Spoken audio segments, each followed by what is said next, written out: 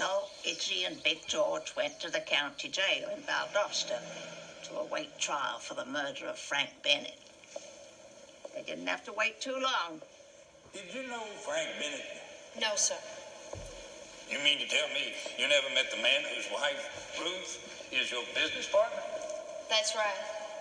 And you never threatened to kill Frank Bennett at his home in front of his hired man in June of 1932, the same Frank Bennett you did not know. Oh, that was me, all right.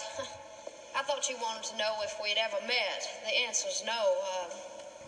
I threatened to kill him, but we were never what you might say properly introduced. Is it not true that in September of 1932 you came to Valdosta and took Frank Bennett's wife and child back to Alabama with you? Just the wife. The child came later. Oh, how much later? The usual 9 months.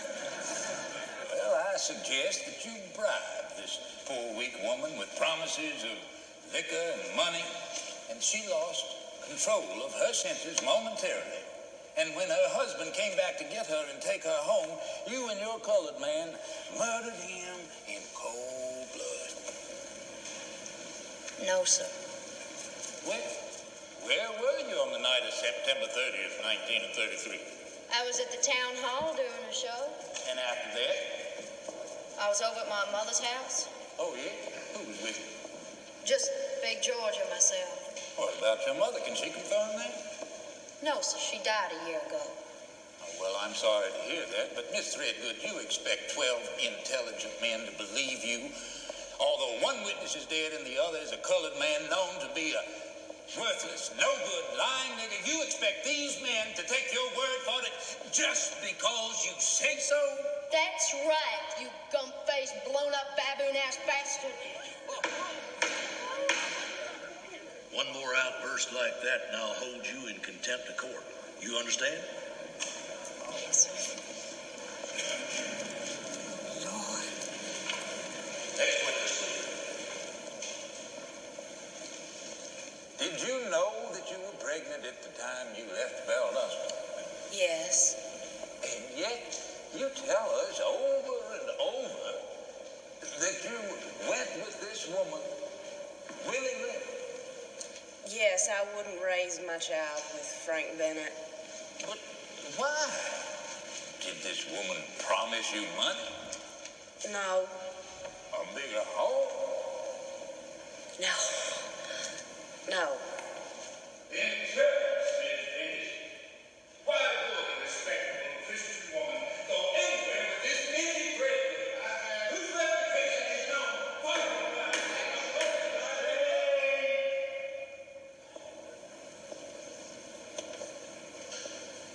Why did you leave with Itchy Threadgood that day? Answer the question, Mrs. Bennett. Because she's the best friend I ever had, and I love her. Thank you, Miss Bennett. That will be all. The defense calls as its last witness the Reverend Herbert Scroggins. Place your right hand on the Bible, please, Reverend. I brought my own, if you don't mind. You swear to tell the whole truth, nothing but the truth? I do. You have information about the whereabouts of Itchy Threadgood and her colored man known as Big George on the night of September the 30th, 1933? Yes, sir, I do. Well, it has been suggested here that she and her colored man were at her mother's house. Can you confirm that? No, sir. That is a lie. It has been my habit to write down all the dates of the activities of the church in my Bible. And I show that the night of September 30th, 1933, was the start of our annual revival down at the Baptist campground.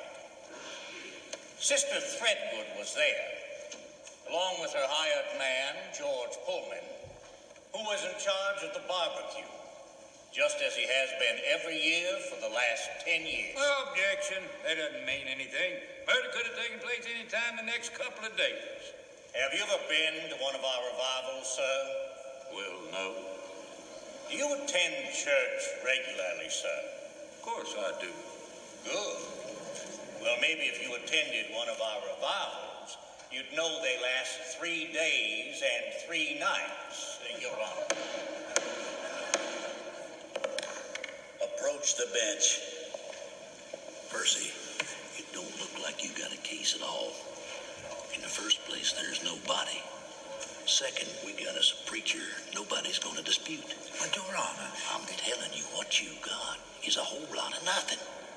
I say Frank Bennett got himself drunk, drove into the river, and was long ago eaten up, and I don't give a good goddamn. What we got us here is a case of accidental death. Case dismissed.